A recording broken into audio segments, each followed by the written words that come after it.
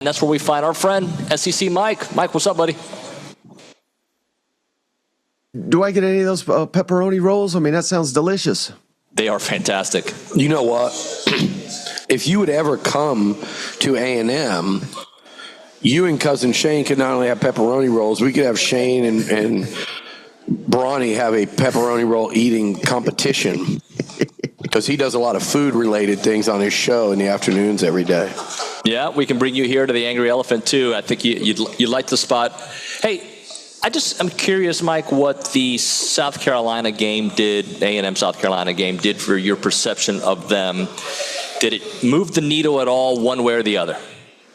Yeah, I think it did. And I was telling Billy off air here just a moment ago that I think as if we needed any other evidence, right? Only undefeated team in the conference. But even more so, I believe now A&M is a team of destiny that can come back from any deficit. And again, I have heard it too. You know, people mocking them that they had to come back against this Carolina team. But anybody that actually watched the game is well aware that A&M was in that hole because of mistakes they were making. And they were just kind of getting in their own way. And once they stopped doing that, they were dominant in the second half and looked like the team we thought we were getting and entering that game. So, yeah, I think it's just further evidence that this is a very special team, and it doesn't matter the situation. They're going to keep battling, keep fighting, and there's literally no reason to doubt this team any longer.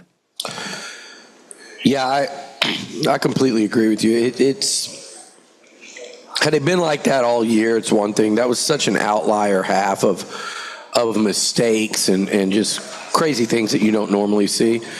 That second half was more common. To go on a 28-0 run, you know, they trailed at LSU at halftime, and they trailed, what's the other one they trailed at the half? LSU. Oh, well, LSU in this one. So in the two games they trailed in the half, they've outscored 28-0 and 35-0 to start the second half. I think they went on a 31-0 run against Mississippi State, 24-3 run against Florida.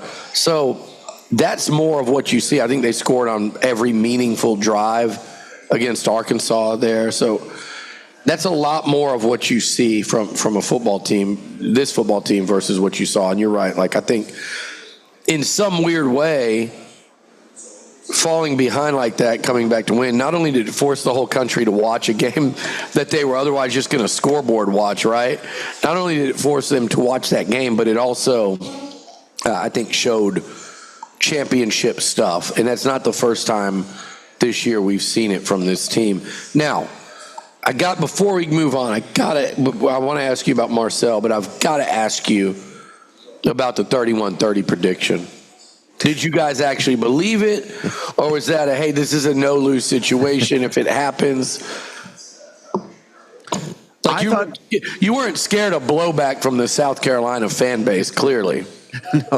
No, not at all. I just thought it would be hilarious because we were, just like everybody else, kind of burying A&M at halftime and talking about, man, what a win for Shane Beamer. He desperately needed this hot seat talk. I guess that's obliterated, right?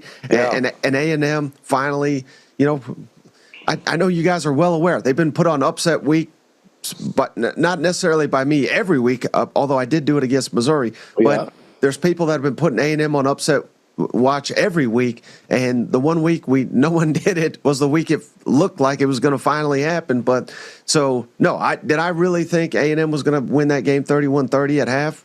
No, I did not. But I'm kind of glad I said it because that's exactly how it played out.